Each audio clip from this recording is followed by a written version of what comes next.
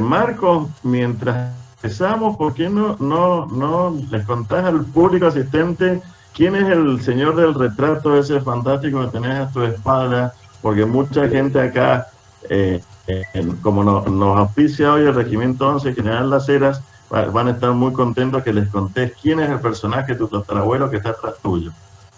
Ese señor del retrato es don Agustín López de Alcázar. Él fue un coronel de la Independencia y hizo todas las campañas de la Patria Vieja en Chile. Llamamos Patria Vieja nosotros al periodo 1810 hasta la derrota de Rancagua, el año 14.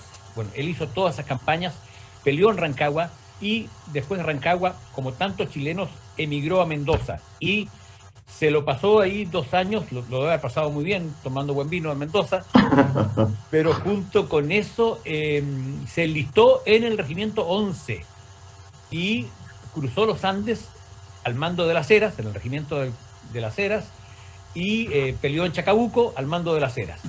Después, al año siguiente, ya le entregaron el mando de un batallón y él mandó el batallón número 3 de Chile en la batalla de Maipú.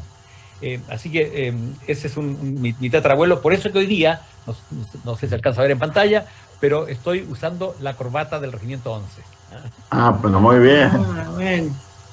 Vas a ser muy feliz, Eduardo Giro, que lo veo Giro acá, que está acá. Que se ha incorporado, a estar feliz que tenga la corbata del Regimiento 11. Qué bueno, qué bueno. Bueno, Eduardo nos invitó a don Sergio Martínez y a mí hace ya 2 años atrás a una velada magnífica, una cena en el Regimiento 11, donde a don Sergio Martínez, con mucho mayor mérito que él, porque él es tataranieto, nada menos que el mismísimo general Las Heras, Juan Gregorio Las Heras. Es como la encarnación misma de Las Heras, don Sergio. Y entonces a mí también me hicieron miembro honorario del Regimiento 11 por el único mérito de ser descendiente de don Agustín López del Alcázar. Así que pero esa qué es la bueno. No es poca cosa.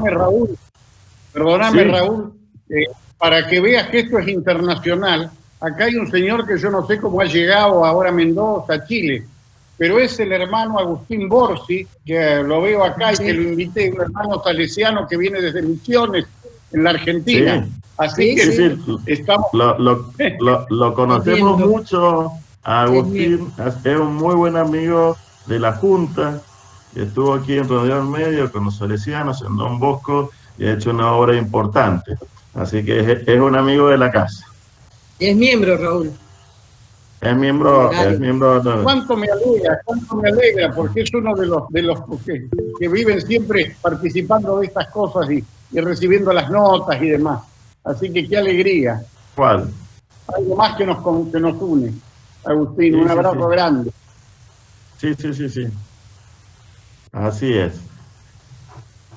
Bueno, vamos a esperar unos minutitos más para empezar y ya largamos, así no demoramos a quienes han sido puntuales a acompañarnos. Les cuento que los amigos chilenos tienen una hora de diferencia con nosotros, así que han hecho todo un esfuerzo para llegar a tiempo. Efectivamente, aquí son las 5 o 10 minutos. Raúl, ¿me escuchás? Te escuchamos perfectamente, Cristina. Sí, Cristina. Bueno, pude entrar. Maravilloso. Era importante porque es nuestra nota disertante. La doctora Cristina Segueso. Claro. Así que qué bueno que hayas ingresado. Cristina, qué bueno verte. ¿Qué tal? Yo pensé que entrabas con... Qué bueno verte, Cristina. Estado. Con Antonio, pero veo que Antonio está por separado. Muy bien. Es que él entró por el celular, porque mirá, si usa la computadora. Sí, Antonio lo vi en un momento. Acá está. Sí. Están lado a lado como si fueran marido y mujer.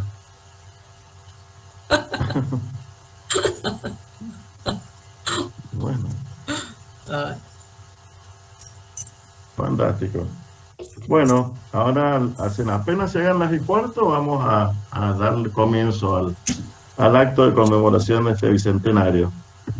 Qué bueno que hayan muchos participantes. Yo todavía no los veo a ustedes. Ahí ¿Por qué, recién los Cristina? veo. Ahora recién los veo. Hola. Ay, es que no sé qué pasa.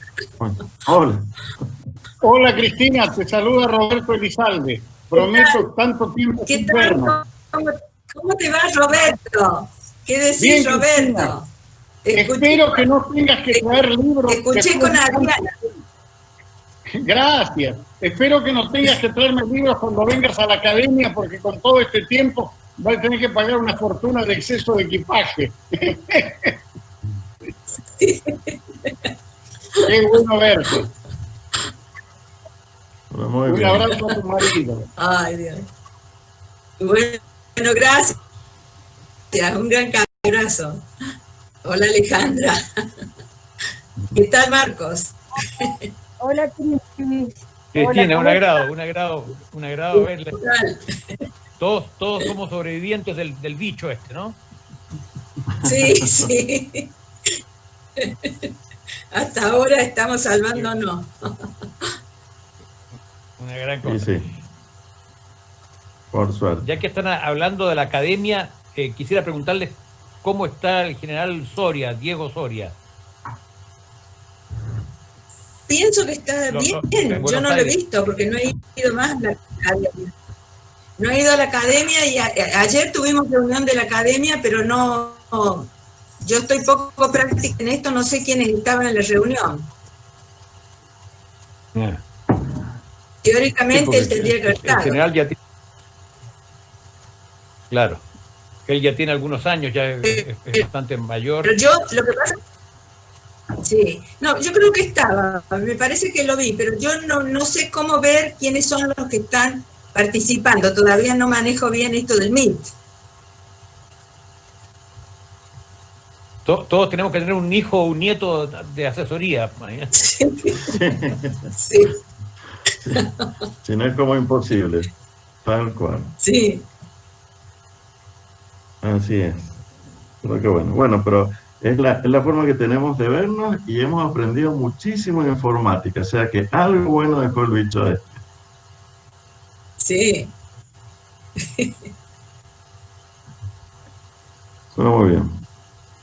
Bueno, si les parece, vamos siendo casi las 1:15. Vamos a ir empezando nuestra conmemoración. Entonces, Bueno. muy buenas tardes. ¿Cómo? ¿Estamos de acuerdo? ¿Estamos todos? Sí. Bueno, buenas tardes. Vuelvo a empezar. En nombre de la Junta de Estudios Históricos Mendoza, les damos la bienvenida a este acto de conmemoración del bicentenario de la partida del Ejército Libertador del Perú, que constituyó la primera expedición marítima en aguas del Pacífico francamente libertadora, emprendida hacia la tierra de los incas, subyugada todavía por España. Agradecemos muy especialmente la presencia virtual de autoridades civiles y militares, de miembros de número y honorarios de esta Junta y de tantos queridos amigos argentinos y chilenos. Asimismo, les hago extensivas las disculpas al señor gobernador de la provincia, el doctor Suárez, que no ha podido acompañarnos por compromisos previos, pero mandó su salutación por esta conmemoración. Les cuento que este acto lo estamos realizando con el auspicio de dos fundaciones muy importantes para nuestra Junta, que es la Fundación de Amigos de la Junta de Estudios Históricos de Mendoza, Fundagen, y la Fundación del Regimiento 11 General Las Heras. Muy bien. Librado definitivamente Chile, el Ejército Libertador debió literalmente embarcarse en la siguiente etapa del gran desafío americano, que no era otro que llegar al Perú por mar. Esto obedecía a la sencilla razón que el Perú constituía en ese entonces el más vasto imperio colonial de España en América. La península predominaba allí con el poder de su oro y de sus armas. Reconquistar esta plaza para la libertad significará el más grande de los triunfos, para lo cual se creó de la nada una escuadra como antes se había creado el Ejército de los Andes. También es oportuno destacar que si bien Lima estaba señalada como punto central y culminante del plan estratégico de liberación, también se entendía la conquista de las 3 veces coronadas Ciudad de los Reyes como factor decisivo de una alianza continental englobalizadora de los otros estados de América ya insurreccionados. Para materializar esta empresa y cumplir el objetivo, se necesitó una flota y surgieron nuevos avatares que afrontar, como por ejemplo conseguir los fondos y las embarcaciones, y por otra parte, arbitrar habilidades diplomáticas resolviendo conflictos insoslayables de las mezquindades humanas. Circunstancias que una vez superadas, el general San Martín, como general en jefe de la expedición, recibió una única orden para el inicio de la etapa marítima de la epopeya americana, que es marchar con 3.800 bravos a libertar a sus hermanos del Perú. En este marco, don José de San Martín y don Bernardo de O'Higgins se trasladaron al puerto de Valparaíso y al amanecer del 19 de agosto de 1820 se dio inicio al embarque del ejército. El parque, toda clase de repuestos y los caballos habían abordado en días anteriores. En la extensa bahía no solo podían verse las fragatas, las goletas y los bergantines, sino también cómo quedó distribuida estratégicamente el convoy en 3 divisiones. La primera, denominada Vanguardia, compuesta por las fragatas Minerva, Dolores, Gaditana y Consecuencia. La segunda, llamada la del Centro, integrada por las fragatas Emprendedora, Santa Rosa y Águila, y los bergantines Potrillo y Nancy. Y la tercera, bautizada Retaguardia, formada por las fragatas Jerezana, Perla, Maquina y Peruana, y por la goleta Golondrina. Presidiendo la escuadra se encontraba el Galvarino, y el San Martín y la Independencia cerraban una línea de 11 lanchas cañoneras que formaban la retaguardia. Lord Cochrane se embarcó en la O'Higgins y San Martín a bordo del San Martín, enarbolando en él las insignias de capitán general de Chile y de general en jefe de la expedición, conforme los despachos extendidos por don Bernardo O'Higgins antes de la partida. Así, en esa mañana del 20 de agosto, día del cumpleaños del general O'Higgins, acompañado de su Estado Mayor, San Martín procedió a su embarque en una vistosa falúa, visitando los buques y transportes. Más de 6.000 hombres, entre soldados y marineros, lo saludaron llenos de entusiasmo. Las gaviotas y los guajachos que acompañaban a la escuadra compartían el conocimiento del punto de destino, la ciudad de los pájaros, porque la meta no era Guayaquil, como pretendían algunos como punto inicial de desembarco, sino la ciudad de Pisco, nombre quechua que significa pájaro. Consecuentemente, con la imagen de las velas desplegadas, el ejército embarcado y la admiración y respeto que debemos a estos héroes, demos entonces inicio a esta jornada de celebración y homenaje. En primer lugar, disertará la doctora María Cristina Segueso de López Aragón, que es doctora en Historia, académica del número de la Academia Nacional de la Historia, investigadora de carrera del CONICET, vicepresidenta segunda de la Junta de Estudios Históricos de Mendoza, y que hablará sobre San Martín y Belgrano, monarquía y república en debate. Te doy la palabra, Cristina. A ver, ven. Estás sin micrófono. Tienes que prender el micrófono, Cristina. Tu micrófono. Habilita el audio. Yo no te lo puedo habilitar desde aquí. No, pues no puedes.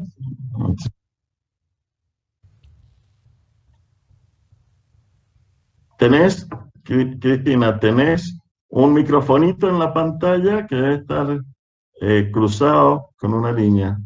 Tócalo.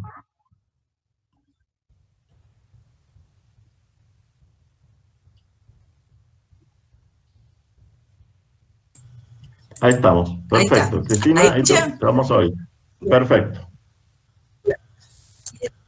Bueno, quiero agradecer al doctor Raúl Romero Dey, presidente de la Junta de Estudios Históricos, y por él a los miembros de la Junta, a los auspiciantes, a Fundagem, a la Fundación Regimiento 11 General Las Heras y al historiador de Chile, el general Marcos López Ardiles, a todos por la invitación y por compartir este momento. Muchas gracias.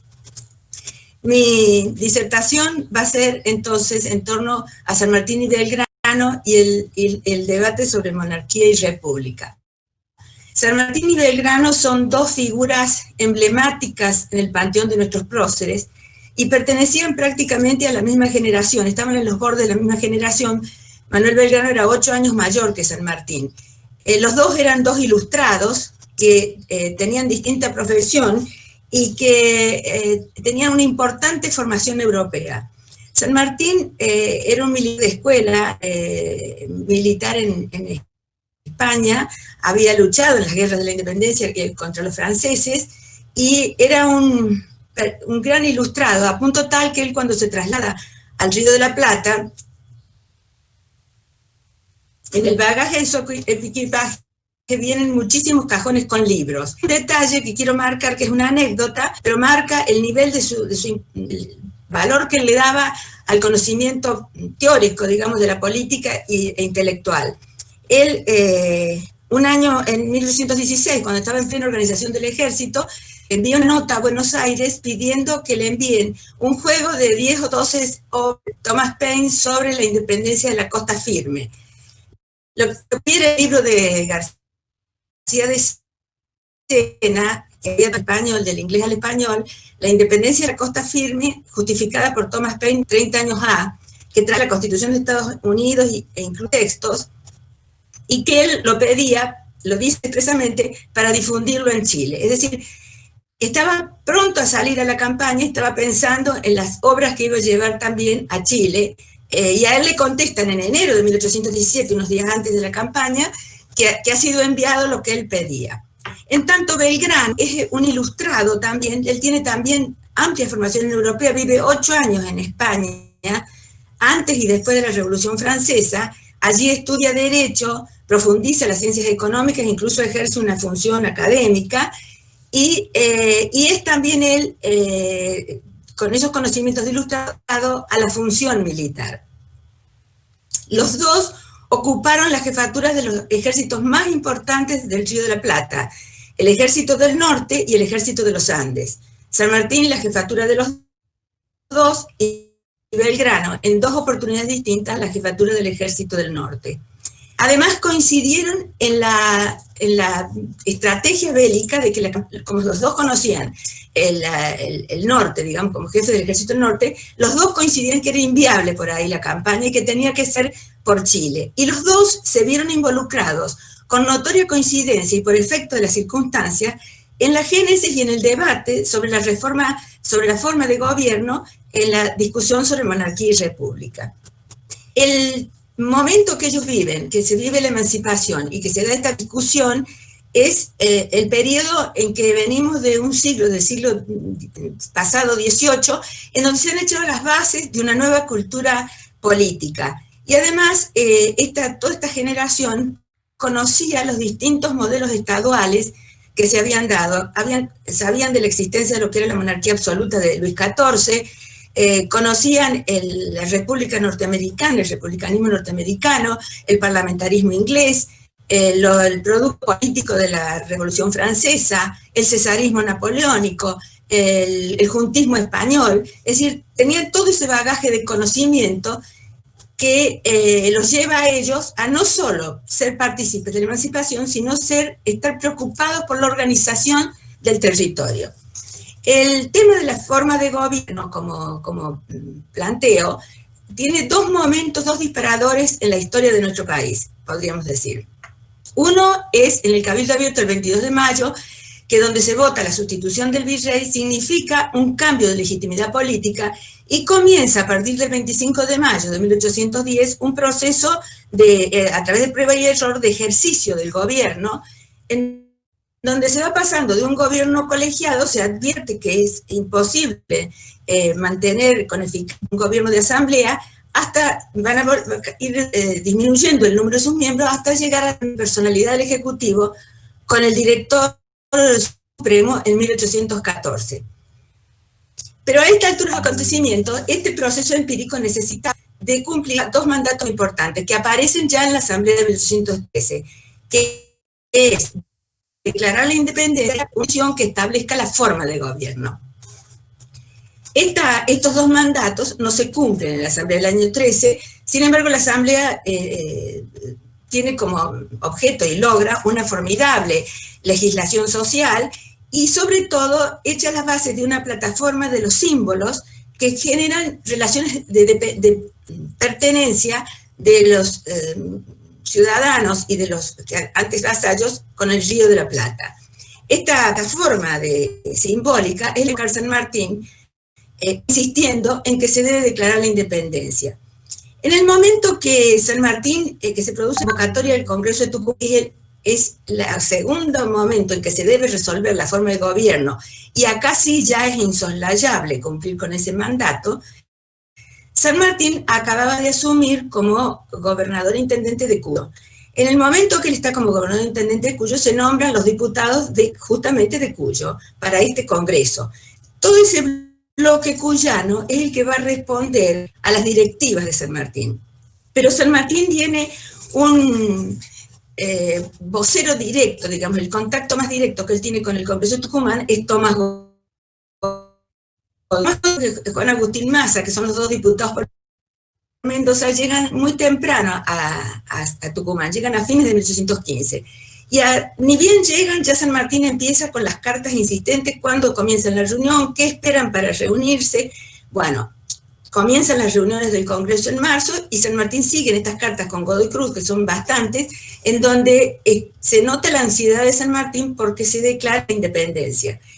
Y ahí es cuando San Martín, en estas cartas, le manifiesta a Godoy Cruz, le dice que ¿hasta cuándo esperamos? Dice, para declarar la independencia. Dice, tenemos moneda, tenemos cucarda, tenemos pabellón, y seguimos a pupilo o como vasallos de España, dice, y por eso, dice, nos categorizan de insurgentes, cuando nosotros somos beligerantes en guerra de un embrionario Estado que se debe declarar independiente. Es decir, permanentemente San Martín está preocupado por la declaración de independencia, que se va a lograr el 9 de julio de 1816, y eso le produce a San Martín una enorme alegría. Él recibe esta noticia en Córdoba, donde él está reunido con Pueyrredón, que es el director supremo que acaba de elegir este mismo Congreso, y donde él logra el apoyo político de Pueyrredón para su campaña por el oeste.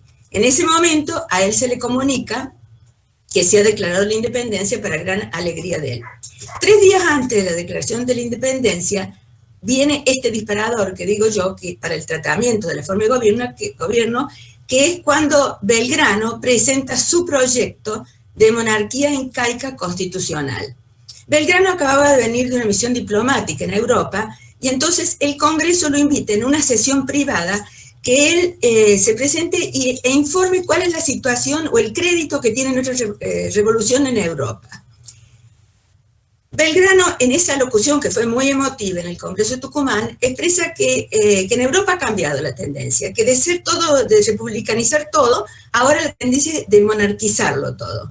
Y a la luz de ese panorama, él cree que, dado el estado de conflictividad que se está viviendo en el Río de la Plata, fundamentalmente estaban en una situación de gran conflicto, había distintos conflictos, pero el más grave era el que se había producido en el litoral, las provincias del litoral, bajo la bandera de Artigas, contra la política del directorio, a punto tal que estas provincias del litoral, Santa Fe, Entre Ríos, Corrientes y Uruguay, que se llamaba Banda Oriental, no habían mandado diputados al Congreso de Tucumán.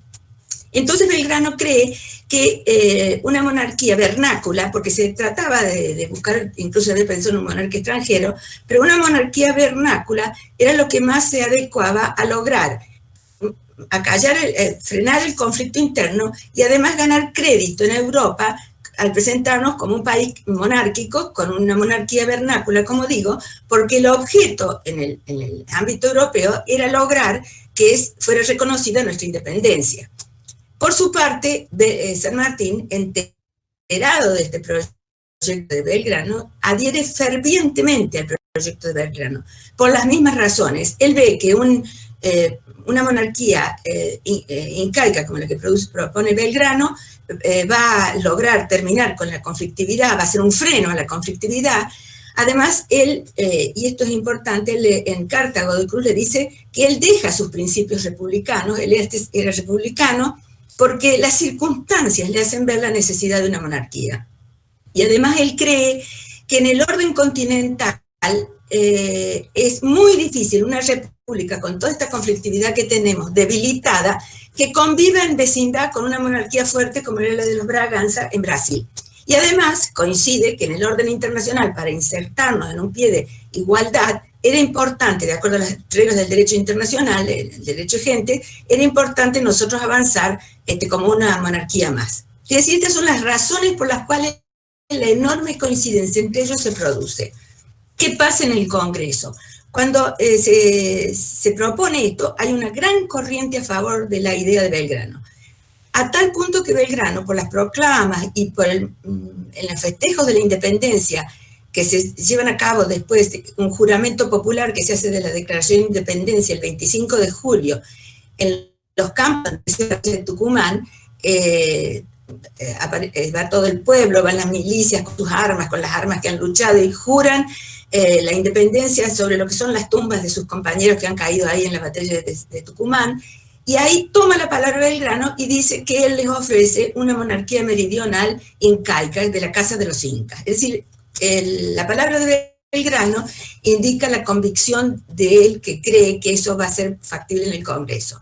En el Congreso hay una gran corriente a favor, digamos, de la monarquía, pero hay algunos que son más de tendencia republicana, pero la gran resistencia comienza con Buenos Aires. La Diputación de Buenos Aires ve, por momentos en forma despectiva, tratan como que no hay una dinastía, no hay una cuna monárquica como para que justifique una monarquía, pero además ellos se oponen a la posibilidad de una monarquía, y el presbítero Sáenz manifiesta en una de sus conversaciones, correspondencia, él manifiesta que desde que se propuso una monarquía incaica, en Buenos Aires empezó a crecer una resistencia contra todo tipo de monarquía, y entonces dice, no se llegó a decidir sobre la votación sobre una monarquía.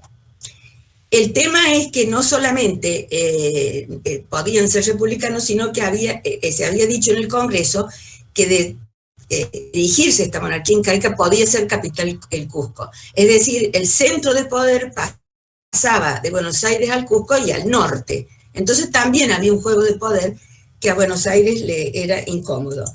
En la locución de Belgrano no se menciona quiénes pueden ser los candidatos, pero la historiografía ha hecho inferencias sobre dos posibles candidatos.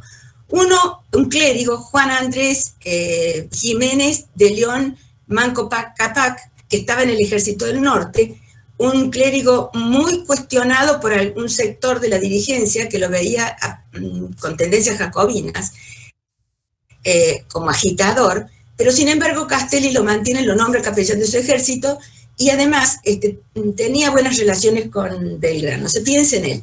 Pero el otro, que quizás sea el más factible, que podía llegar a este lugar, era Dionisio Inca Yupanqui, que era un hombre de cuna incaica, que representaba al Perú en las Cortes de Cádiz, que se había educado en el Seminario de Nobles en Madrid, y que él había luchado al frente de un regimiento de caballería contra los franceses en la Guerra de Independencia de España. Y además, él era jefe de un regimiento de dragones. Esta figura, que era un ilustrado, no puedo leer acá, pero las alocuciones de un gran ilustrado, es el candidato factible en una correspondencia que hay entre un agente diplomático inglés que está en Chamberlain, que está en Río de Janeiro, al ministro inglés Castlereagh, que le dice, a un mes de haberse propuesto la monarquía incaica, dice, es factible, dice que el candidato se dice que es alguien que está en Madrid y que pertenece a las filas del ejército en España, y da una serie de indicaciones que hace pensar que era Dionisio Inca Yupanqui. Esto a los efectos de ilustrar sobre quién podría haber sido candidato de una monarquía parlamentaria, indudablemente. Bueno, el tema en el Congreso no llega a discusión porque para este tipo de decisiones de políticas de Estado se requería altísimo quórum. En este caso se requería un voto más los 2/3 de la totalidad. Con ese Congreso en que la Resistencia de Buenos Aires, que eran muchos diputados, podía jugar, yo creo que eso fue quitando también interés en someterlo a votación. Entonces el tema de la forma de gobierno quedó en la discusión constitucional. ¿Por qué era un problema constitucional? Y este Congreso, otro mandato que está en una constitución, es fundamental. En el debate, el redactor del Congreso, hay dos expresiones que se han tomado como el que dice: fin a la revolución, principio al orden. Como diciendo, no podemos estar en un estado permanente. Tiene que venir el orden, y el orden es la organización, es el régimen político y de gobierno que se debe asentar y se debe formalizar de manera estable una constitución, una ley suprema. Y otro que también en el mismo momento se dice que sin constitución no hay libertad y sin libertad no hay patria. El tema del debate se plantea en el Congreso. Y lo primero que se plantea es el tema de la oportunidad, justamente Godoy Cruz, que no cree que sea la oportunidad de dictar una constitución permanente, pese a que él en el mandato y él quiere una constitución, por el estado de conflictividad interna que tiene el territorio. Es decir, lo que aparece es la duda en dictar una constitución sin el suficiente consenso que requiere una constitución. La mayoría del Congreso opina lo contrario y se vota por dictar una constitución. Y esta es la constitución que empieza a discutirse el último día de julio de 1818 y se va a sancionar en abril de 1819. La construcción arquitectural de esta constitución opta por establecer lo que ellos llaman una forma mixta de gobierno, es decir, una forma que combina elementos de las tres formas clásicas de gobierno. En primer lugar, establece un poder ejecutivo, y esto es interesante porque se ha dicho que esta constitución es ambigua, otros han dicho que es pro-monárquica. Es republicana, y republicana por sus contenidos en todo sentido. Establece un poder ejecutivo, un director, que tiene un mandato de 5 años, con derecho a una sola reelección. Pero esa sola reelección exigía que en la votación él tuviera un voto sobre los 2/3 de cada cámara, porque se establecía por la Constitución el bicameralismo. Es decir, un altísimo consenso para ser reelegido. No era una reelección a la rápida, no se ponía una simple mayoría ni mayoría absoluta, sino mucho más.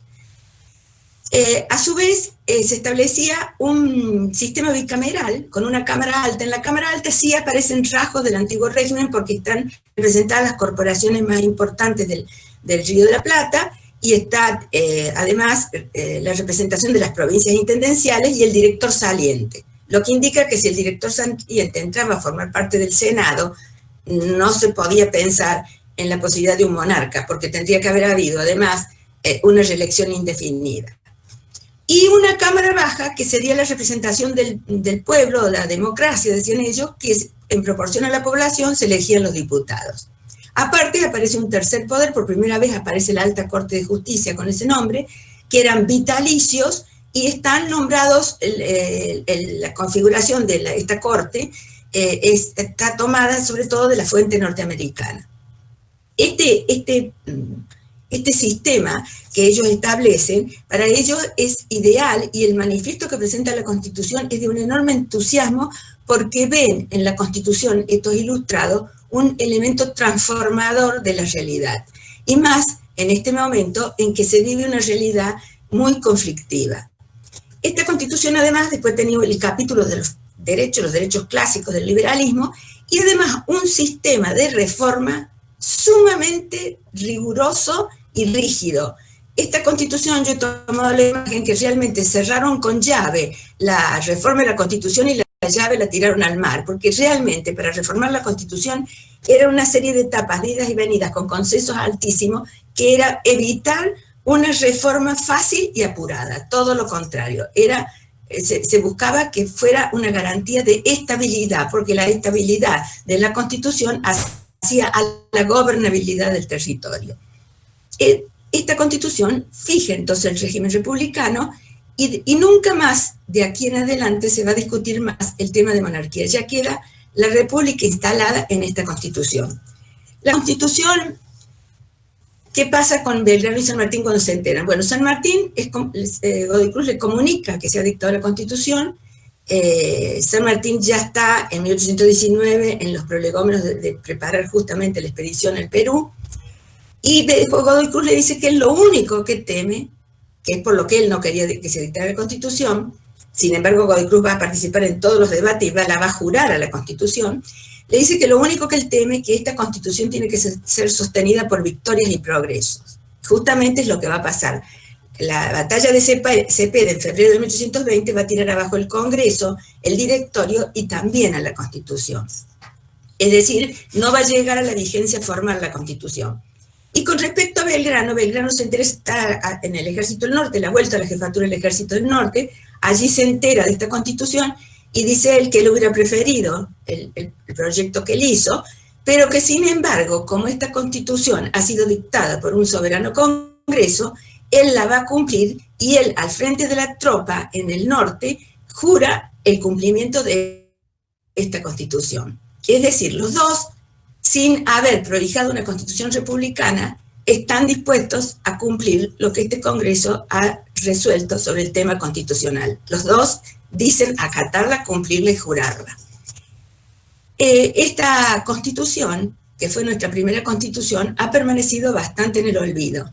Sin embargo, esta Constitución, es cierto, no tuvo vigencia formal, fue técnicamente buena, es una Constitución muy de cornisa, está entre la primera década patria, que es unitaria y centralista, y la segunda, que va a ser la etapa del federalismo republicano. Como va por el borde, es una Constitución que ha estado más reflejada en la primera etapa que en la segunda.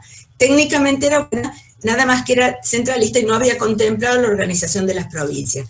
Pero esa Constitución, de 46 artículos de esa Constitución, pasaron a la Constitución de 1826, y junto con artículos de la Constitución de 1826, pasaron a la de 1853, con la 1853-60, y con las reformas está en la actual Constitución de la República Argentina.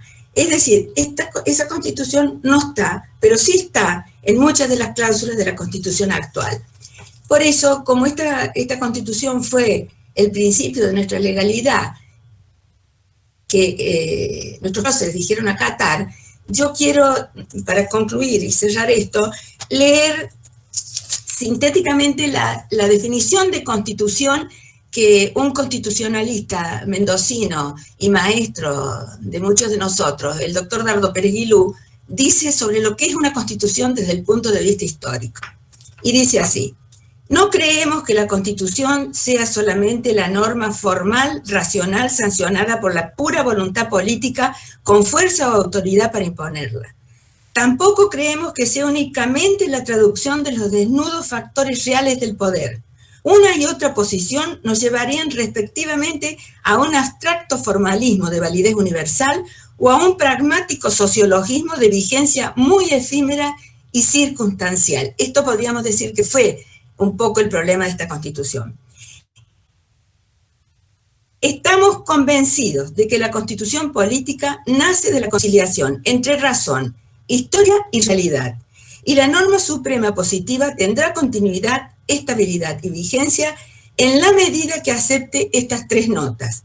La teoría y la práctica constitucional argentina dominantes han defendido y creado un orden fundamental propio, producto de un proceso solamente, así como también abierto para la realidad actual y el futuro perfeccionador, siempre que se enmarque en los valores éticos que nos comprometen culturalmente desde mayo de 1810. Con esto cierro el concepto histórico de Constitución dado por este Congreso y acatado por los tan queridos en nuestro pasado histórico argentino. Nada más. Muchas gracias. Muchísimas gracias, Cristina. Ha estado espléndida como siempre. Así que muchísimas gracias. Muy interesante. Les aclaro a todos los asistentes que después de la segunda ponencia va a haber un espacio para hacer preguntas. Por si a alguien le quedó alguna pregunta, por favor anótenla y enseguida después que ponga el general López Ardiles, vamos a tener un momento de debate si alguien está interesado. Ahora, como para amenizar un rato, y como es un día de festejo, el maestro Ballesteros y el coro de cámara de la Universidad Nacional de Cuyo nos han prestado, nos han una pieza musical en homenaje a toda esta gesta que la queremos compartir, y después le daremos la palabra al general López Ardiles. Aquí vamos, José de los Ojos Negros, del maestro Ballesteros, por el coro de cámara de la Universidad Nacional de Cuyo.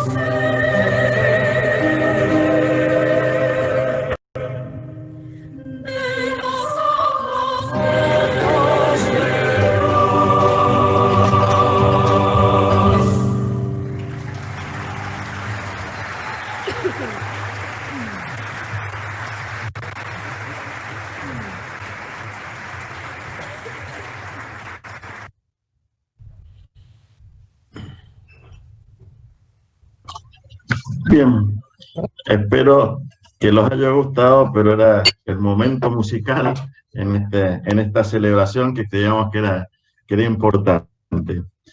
Muy bien, y como este festejo es binacional, y sabemos que toda la campaña libertadora fue producto de la unión de dos pueblos, el nuestro y el pueblo chileno, hemos invitado gran amigo chileno, a que nos participe en esta segunda parte del acto, que es el general don Marcos López Ardiles.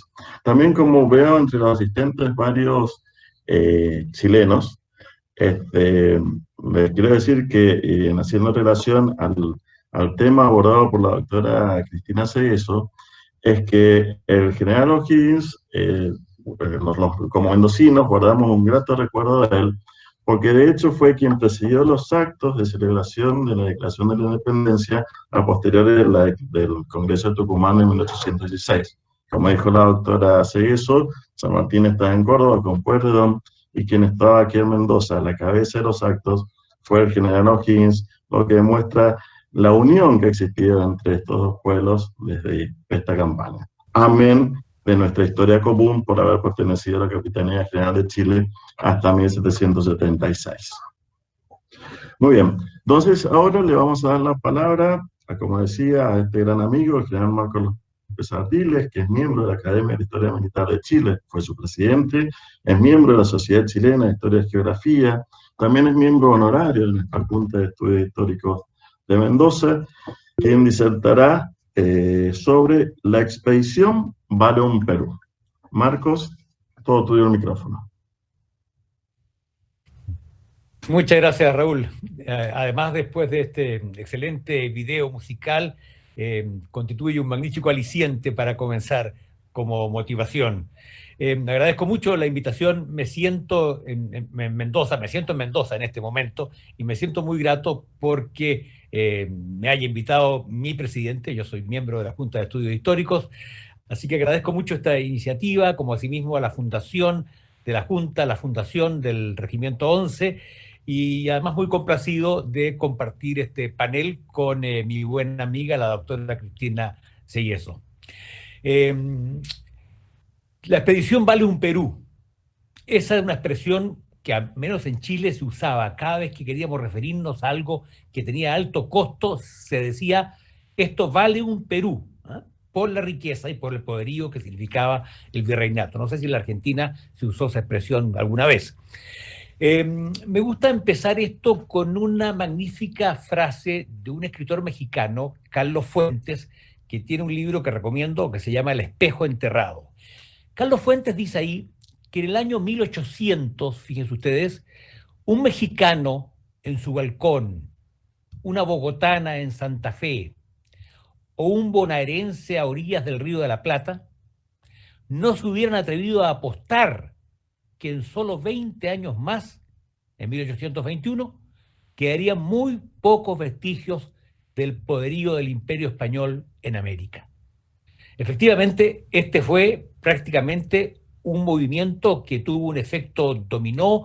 Las juntas autonómicas se instalaron en distintas ciudades, al principio resguardando a Fernando VII, nuestro soberano, pero luego alimentados por un espíritu cada vez más independentista.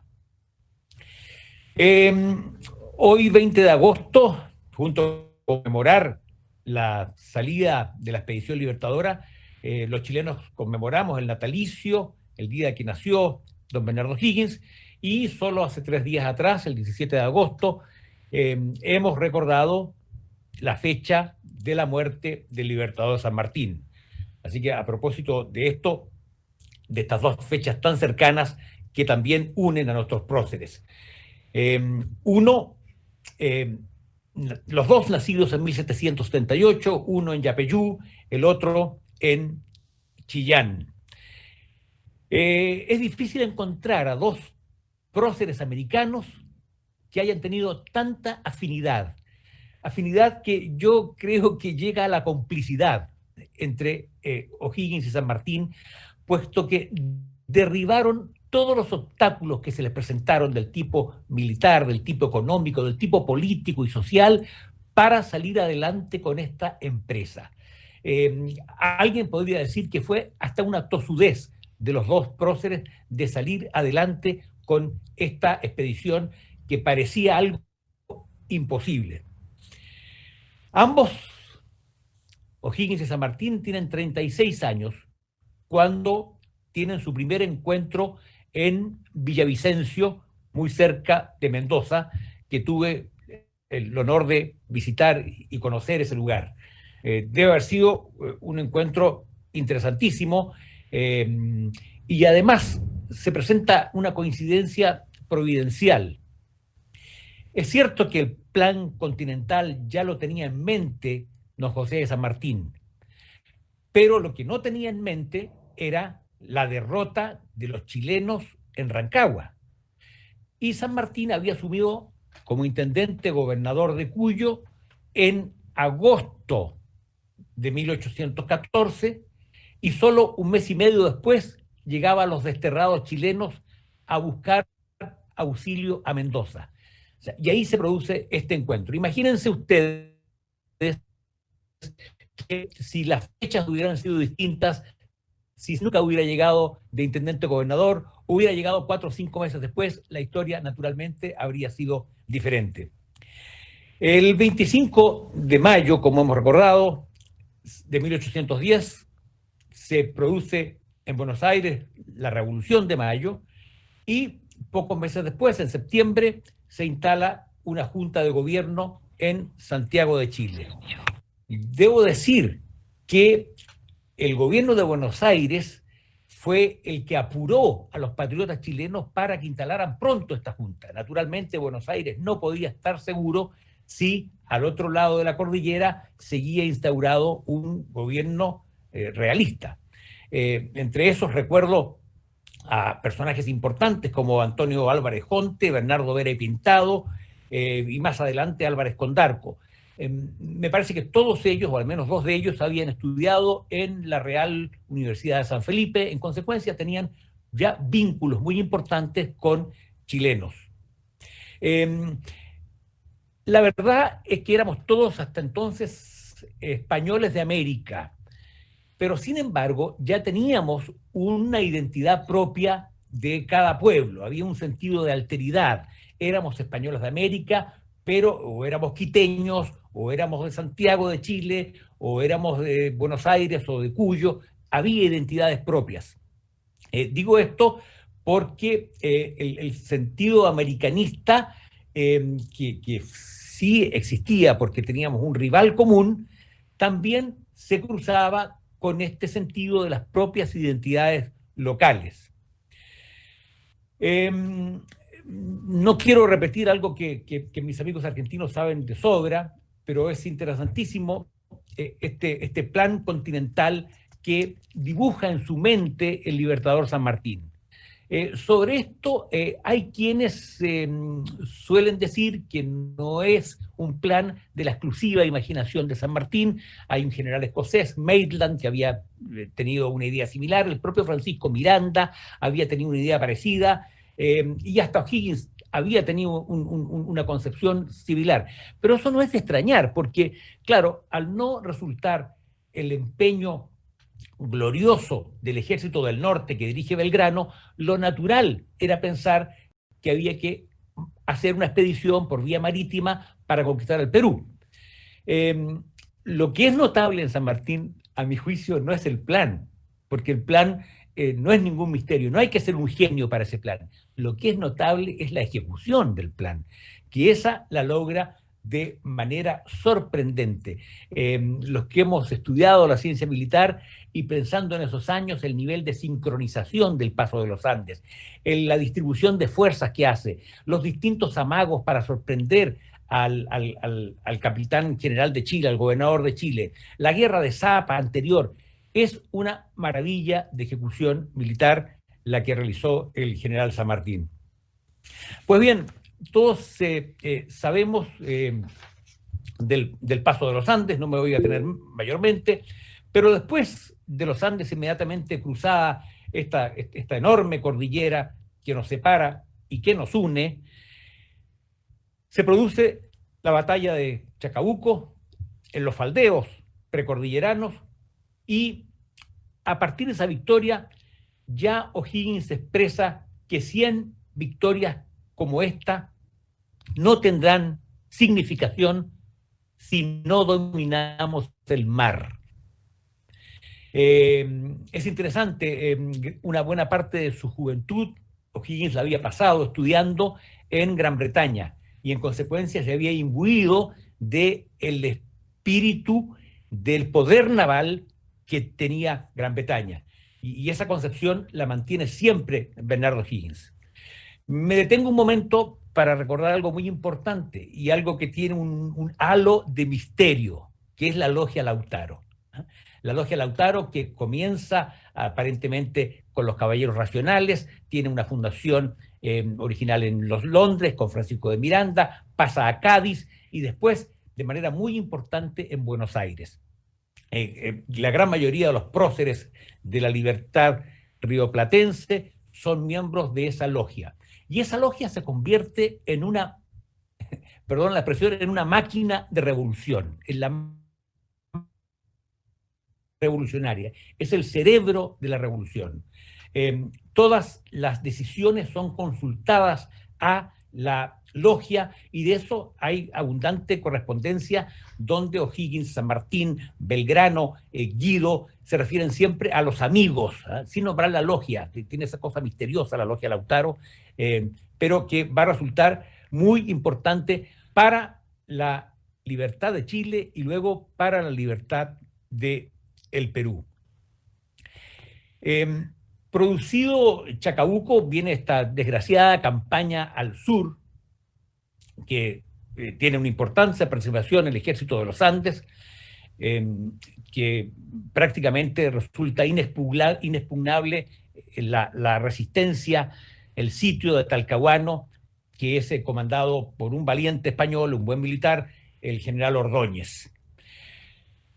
Entre tanto, este ejército de los Andes se refunde con el ejército de Chile que fue recreado por O'Higgins desde las cenizas de aquel viejo ejército de la Patria Vieja.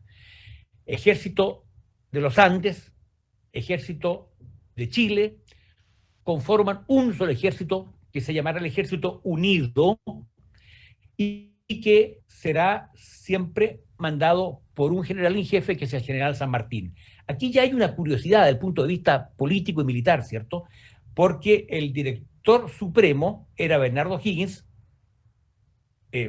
distinción que San Martín dejó para ponerla en manos de O'Higgins, pero teníamos un jefe político, a O'Higgins, y un jefe de la fuerza militar, San Martín, un originario de las Provincias Unidas.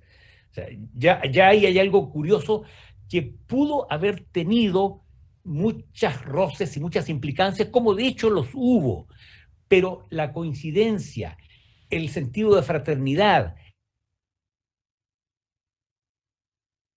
posible de este raro injerto, le voy a llamar.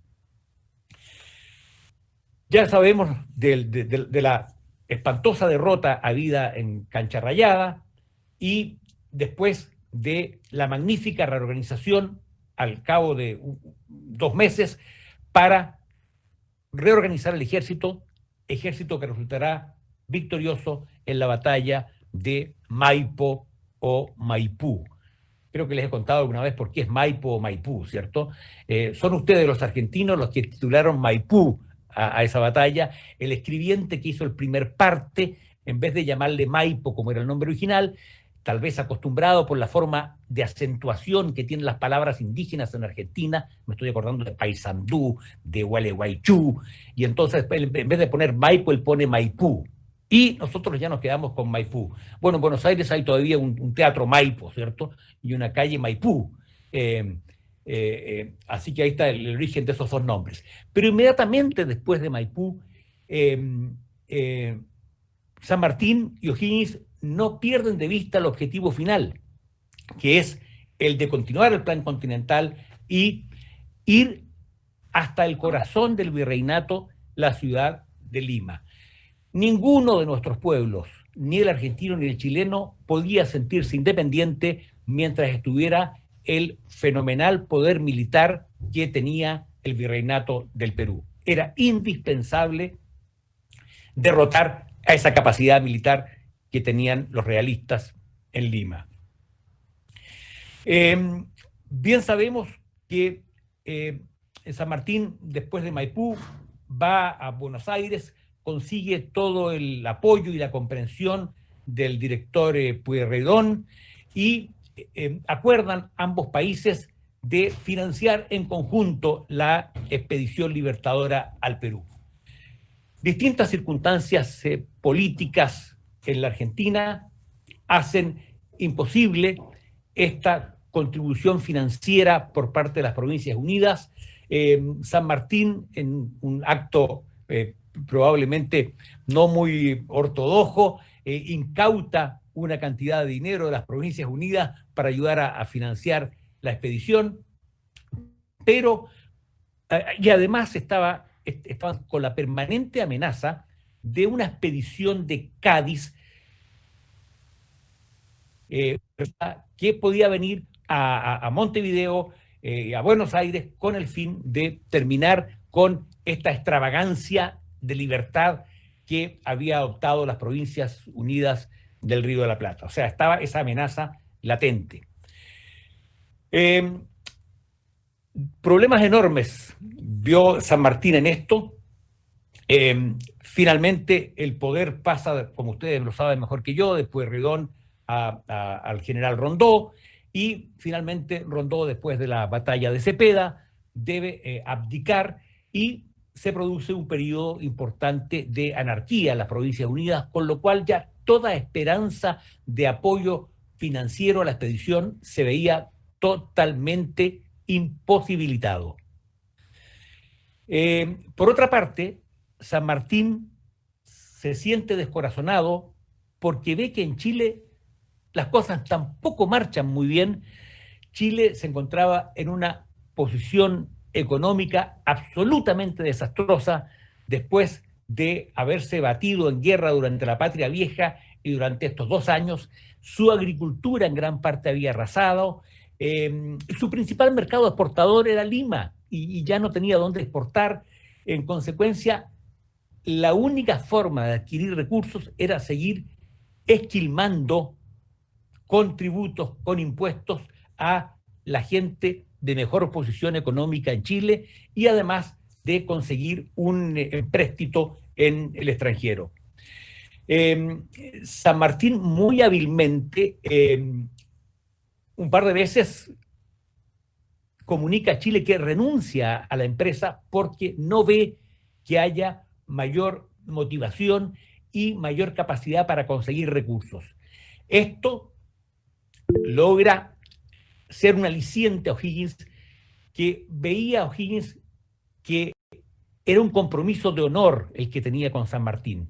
San Martín había organizado el ejército en Cuyo, había cruzado los Andes con unidades, todas unidades argentinas, con chilenos integrando estas unidades, pero las unidades eran todas argentinas, y había un sentimiento, primero, de hermandad, luego de reciprocidad y además de cumplimiento de una palabra de honor, de un plan que habían establecido juntos. Bueno, ante eso, O'Higgins emprende primero la tarea de organizar o reorganizar un ejército. Para eso tenía fuerzas, puesto el Ejército Unido todavía estaba en funcionamiento, el Ejército de los Andes, aquel que había cruzado el año 17, ya estaba bastante mermado en fuerzas por bajas, por heridos y porque, bueno, muchos cuyanos dijeron, ya cumplimos la misión, cumplimos la tarea, está libre Chile y nos volvemos a nuestra chacra en Cuyo, ¿no? En consecuencia, ese ejército de los Andes fue reemplazado con soldados del ejército de Chile también. Pero si organizar un ejército tenía dificultades financieras, imagínense ustedes, amables auditores, lo que significaba formar una flota, formar una escuadra. Durante la Patria Vieja habíamos tenido solo 2 buquecitos, la Perla y el Potrillo, además de un triste final que no vale la pena comentar ahora. Había comenzar desde la nada. Después de Chacabuco se apresa un bergantín español, el Águila, que pasa a constituir el primer buque de la escuadra, pero esto el año 17. el año 18 recién comenzamos a adquirir buques. ¿Se fijan ustedes en nuestros países lo que significa cuando el Estado decide adquirir una nueva fragata o un nuevo buque para nuestras marinas de guerra?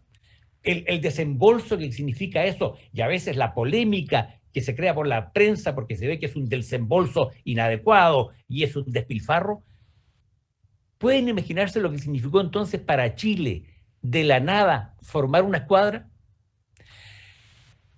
El general O'Higgins, conocedor de Gran Bretaña y de su capacidad naval, envía a un tucumano que fue como parte enviado por el gobierno de Chile, que es Álvarez Condarco. Y Álvarez Condarco compra en Inglaterra 2 buques. En realidad no los compra, no da dinero, esta es una cosa de apuesta, y le dice, mire, vaya a Chile, vaya con este buque, que fue el Windham, preséntese en Valparaíso, en Chile lo van a examinar y ahí verán si se lo compran. Una cosa bastante de locos en términos de comercio. Y otro buque que compra es el Cumberland. Y además, tal vez de las adquisiciones más importantes de Álvarez Condarco es la contratación de un marino de gran fama en las campañas napoleónicas, había combatido en Trafalgar, ya era una verdadera leyenda, era un noble inglés, y me estoy refiriendo al almirante Thomas Cochrane. Un hombre de un carácter fuerte, de una intrepidez inigualable, era él ante todo un marino de una audacia increíble, también de una impertinencia en política que le había costado ser expulsado de la Cámara de los Lores, lo habían envuelto en un tema financiero con la Bolsa de Londres, y había perdido toda posición y todo honor en la Royal Navy y en el gobierno británico. En ese momento providencial también llega Álvarez Condarco y le dice, almirante, yo le tengo un trabajo interesante que puede hacer en América. Y él, para restituir su honor y poder seguir navegando, que era su pasión, acepta y además propone la contratación de otros cuantos comandantes de buques británicos. Ese fue un aporte enorme. Pero entre tanto, antes de que llegara Lord Cochrane, Chile ya había comenzado a formar una pequeña escuadra, y esta la forma con un señor que había sido guardia marina de la Armada Real, después había peleado las campañas de la independencia en Chile, y que se trataba nada menos de Manuel Blanco Encalada, un joven de 28 años, de padre bonaerense, de madre chilena, y a esa edad toma el mando de la pequeña escuadra, que eran solo 4 buques. Estos 4 buques se hacen a la mar. Bernardo O'Higgins dice, 3 tablas dieron a España el dominio de América. Estas 4 tablas se lo quitarán. Y efectivamente, la primera hazaña que hacen fue capturar a un convoy de buques que habían zarpado desde Cádiz. No voy a entrar en detalle, pero capturan a la fragata María Isabel, un magnífico buque, y a 11 transportes que llevaban suministros y tropas con destino a Lima. Así que esto fue una proeza de esta primera escuadra, formada por José Ignacio Centeno, conformada por estos 4 buques, mandada ya por algunos oficiales ingleses. Era difícil el tema de las voces de mando, los ingleses naturalmente no hablaban nada de español, había un par de traductores, entre ellos el general Miller, en ese entonces era mayor, que ya dominaba el español y dominaba el inglés, era un magnífico intérprete para esta dificultad. Imagínense hacerse a la mar con marinos absolutamente novatos, con capitanes ingleses profesionales y con experiencia. Era todo un albur. Después de esta victoria, después de estos 4 buques que zarpan, al cabo de 2 meses vuelven a Valparaíso, y ya no vuelven 4, vuelven 11 con las capturas que habían hecho. El gobierno de Chile a esos marinos les concede un parche, una escarapela, el brazo de color verde, que dicen: su primer ensayo dio a Chile el dominio del Pacífico. Tal vez un tanto presuntuoso el lema, pero era tan importante para Chile y para el Cono Sur lograr tener una flota. Esta flota siguió aumentando con la adquisición y la captura de nuevos buques. El valor, solo el valor de la formación de la escuadra chilena tuvo un costo equivalente a todo el ingreso fiscal de un año. Imagínense cómo habrá estado de resentida la clase aristocrática y pudiente de Chile al ver que tenía que hacer esta contribución enorme para este sueño utópico de los libertadores de ir al Perú. Yo pienso que esa clase aristocrática ya se sentía independiente y bastaba con aquello, no tenía la conciencia militar de la importancia de ir al Perú a conquistar las fortalezas del Callao y a derrotar al ejército del virrey Pezuela. Perdónenme, yo me apasiono con este tema, así que tengo tiempo. Si Raúl me dice con la mano 5 minutos, yo quizás ya los pasé ya. Sí, está interesantísimo. Adelante, adelante. Esta fragata, la María Isabel, se captura el año 18 y yo voy a ver si alcanzo a mostrarles algo. Perdónenme mi analfabetismo tecnológico, pero voy a tratar de subir un par de láminas.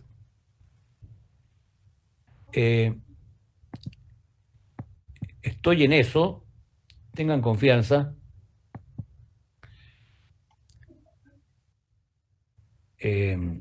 No sé si va bien, Marco. Va bien, sí, gracias por el aliento, Raúl. Bueno, ahí tenemos una lámina con los principales personajes. Está el director supremo, Bernardo Higgins, el general José de San Martín, el jefe de la expedición, el almirante Thomas Corcoran, que ya les he contado que él asume la jefatura de la escuadra. Manuel Blanco Encalada, de manera muy noble, renuncia al mando para dárselo a este almirante de reconocida experiencia, el general José Ignacio Centeno, que era el ministro de Guerra, y he puesto también en homenaje a nuestro común amigo don Sergio Martínez, por supuesto, al general Gregorio de las Heras. No solamente en razón de ello, sino que además Gregorio de las Heras tuvo un papel interesantísimo como jefe de Estado Mayor durante todas las campañas del general San Martín, tanto en Chile como en el Perú. Además, como digo yo, de todos los argentinos que participaron en las campañas libertadoras, el general Las Heras fue el más chileno de todos los argentinos. Paso a la lámina siguiente, y ahí tienen ustedes rápidamente una vista de la formación del Ejército de los Andes. Sumamos jefes y oficiales y tropa alrededor de estos individuos. Ven ustedes que ahí están señalados los batallones de Chile y los batallones de los Andes. La artillería era mixta y ya he dicho que los batallones de los Andes han obtenido reemplazos de muchos chilenos que muchos de ellos, hay que decirlo, fueron levantados por leva forzosa. Ustedes comprenderán que la gente del campo, los inquilinos, poco entendía esto, que además de haber obtenido y haber luchado durante 5 años por la independencia de Chile, hubiera ahora que ir al Perú. Era algo naturalmente difícil de entender, dada la poca ilustración y la poca concepción política que había en esa época. Ahí tienen ustedes en pantalla una lista de los buques de la escuadra. Estos son los buques de guerra de la escuadra. A estos buques hay que sumar 17 embarcaciones más, que muy bien las nombró Raúl al inicio, a la introducción de este encuentro. Vean ustedes los nombres de los navíos, ya son importantes. El San Martín, el O'Higgins, el Pueyrredón. Ahí hay 3 nombres en honor a los ideólogos y ejecutantes de esta expedición. Hay una fragata Lautaro, hay un bergantín galvarino y hay un bergantín araucano. Fíjense ustedes cómo se rendía homenaje de esta manera a los pueblos originarios. Y naturalmente está también la corbeta Chacabuco. Señalados con asteriscos están los buques que fueron capturados. Todos los otros fueron adquiridos. Ahí tienen ustedes algunas imágenes para que se den una idea de qué características tenían los buques. El más poderoso de ellos era el navío San Martín, que ustedes lo están viendo en pantalla, el primero arriba, y luego la fragata O'Higgins. El primero de 64 cañones, la segunda de 50 cañones. Esos eran los buques más importantes. ¿Se imaginan ustedes haber visto esa flota desplegada el día 20 de agosto, zarpando a las 2 de la tarde desde la bahía de Valparaíso? El espectáculo debe haber sido grandioso. Nunca el Pacífico Sur había visto una flota de esas dimensiones. Antes de zarpar, el general O'Higgins, que por supuesto está celebrando su mejor cumpleaños ese día, el 20 de agosto, entrega al general San Martín el grado de capitán general del Ejército de Chile y además le da toda la libertad de acción para actuar en el Perú. El Senado chileno, en algún momento, ante las dudas y la renuncia de San Martín, había pensado en que esa expedición la debía mandar el propio O'Higgins, a lo que O'Higgins se resiste absolutamente y se dedica a persuadir a San Martín de que él tiene que comandar. No hay otro general más apropiado que él para mandar esta expedición. Y subordina también a San Martín al almirante Lord Cochrane, que era un señor que tenía un carácter un tanto difícil, como ustedes ya conocen, y que tuvo durante todo el proceso de la expedición y durante las campañas en el Perú varias fricciones con el general San Martín. Voy a cortar un poco para mostrar un poco esta bandera. Esto es muy notable. Fíjense ustedes que la bandera del Ejército de los Andes, que es tan conocida y venerada por los mendocinos, es prácticamente una bandera muy parecida a la bandera de las Provincias Unidas, pero no es idéntica. No quiso llegar San Martín con una bandera de un pueblo para que pareciera un ejército invasor. Es una bandera del Ejército de los Andes. Pues bien, algo parecido hizo San Martín, que es el creador de esta bandera, según queda constancia en una entrevista. No hay ningún decreto que imponga esta bandera, pero a San Martín, cuando le preguntan bajo qué bandera va a ir la expedición, y él se le ocurre esta bandera. Entre paréntesis, mi amigo Eduardo Giro, que está en pantalla, hizo un interesante estudio sobre esta bandera. Y le pone 3 estrellas, una representando a cada uno de los países. Una bandera, una estrella por las Provincias Unidas, una estrella por Chile y otra estrella por el Perú. Porque la concepción sanmartiniana fue siempre la de ir a persuadir a los peruanos de plegarse a este ejército libertador. De ninguna manera que fuera visto como un ejército invasor, sino que todo lo contrario, era un ejército aliado de los patriotas peruanos. Interesante acercamiento que hace San Martín. Creo que de alguna manera el general San Martín se vio un tanto decepcionado de la respuesta peruana. Es cierto que hubo peruanos que rápidamente se alinearon con este ejército, pero yo creo que el general San Martín habría esperado una respuesta mucho más favorable. Esa es una magnífica pintura de Thomas Somerscale, un pintor inglés que pintó una parte de esta escuadra libertadora al momento del zarpe. Y aquí pongo en pantalla unas bonitas medallas, que son las medallas que fueron otorgadas a los oficiales y a los soldados que participaron en el ejército como en la Marina, la escuadra libertadora. Para terminar, por favor, déjenme leer la proclama que hizo el director supremo de Chile al Ejército Libertador del Perú la semana antes de su partida.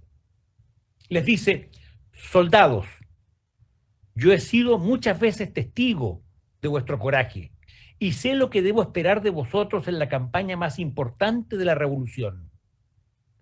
El general que os manda, refiriéndose a San Martín, es el mismo que os llevó al campo de batalla en Chacabuco y Maipo. Acordaos de lo que hicisteis entonces. Pensad en el glorioso destino que os aguarda. Soldados de los Andes, vosotros disteis la libertad a Chile. Id al Perú y dejad escrito vuestro nombre con la sangre de los que lo oprimen. Chilenos, vuestra intrepidez y la de las tropas auxiliares salvaron a la República segunda vez amenazada en la jornada del 5 de abril. Seguid la carrera de la gloria y mereced la gratitud de los habitantes del Perú, así como habéis merecido la de vuestra patria. Ejército expedicionario, marchad a la victoria, id a poner término a las calamidades de la guerra y a fijar la suerte de todas las generaciones venideras. Estos son los deseos y las esperanzas de vuestro amigo y compañero Bernardo O'Higgins. Con esta linda proclama doy por terminada la disertación. Muchas gracias. Fantástico, Marcos, como siempre, no esperábamos menos. Realmente muy amena tu charla, súper interesante y que nuevamente afianza el vínculo entre argentinos y chilenos y refuerza la amistad entre San Martín y don Bernardo O'Higgins, que hoy le festejamos sus 242 jóvenes años. Realmente muy interesante. Fantástico. No, un gusto, realmente un gusto siempre tenerte con nosotros. Bien, dejo abierto por si algún asistente quiere hacer alguna pregunta a alguno de los expositores, la doctora Segueso o el general López Arriles.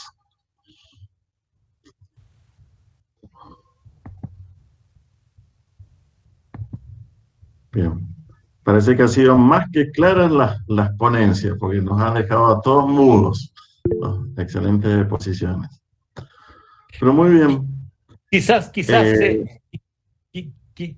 me das lugar, Raúl, para un comentario muy breve de un hecho que a mí como militar me parece sorprendente. Cuando el general San Martín siente que el gobierno de las Provincias Unidas ha caído, se siente sin la autoridad desde donde provenía su mandato. Y entonces, como muchos conocen, le pide al coronel Las Heras que reúna a los oficiales del ejército de los Andes que estaban en Rancagua y por votación determinen ellos quién debe seguir al mando del ejército de los Andes, puesto que San Martín estimaba que él ya no tenía autoridad. Y en una cosa que me parece increíble, los oficiales del ejército de los Andes, por unanimidad, ratifican el mando y el liderazgo al general San Martín. Estimados amigos, yo fui general, tuve mando de tropas, pero mi mando de tropas estaba ratificado y respaldado por un decreto. La autoridad de San Martín por sobre el ejército de los Andes no estuvo respaldada en un decreto, sino que estuvo respaldada en el corazón y en el reconocimiento de sus oficiales subalternos.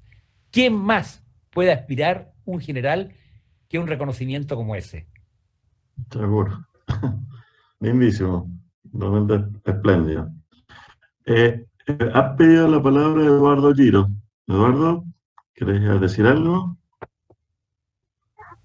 Y Roberto Elizalde. Y Roberto Elizalde después. Eduardo, te escuchamos, así después le damos la palabra a Roberto. El micrófono. Ahí está. Sí. Bueno, muy brevemente quería felicitarlo especialmente a mi amigo Marcos.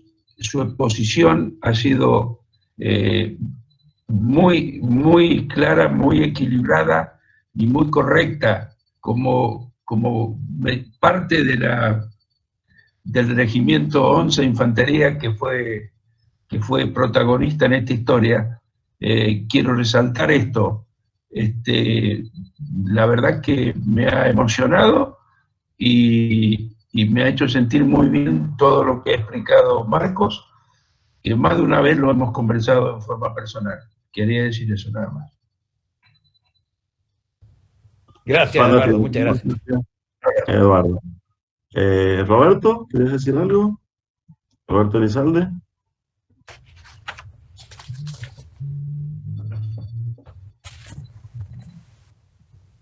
El micrófono. Al micrófono, Roberto. Por favor.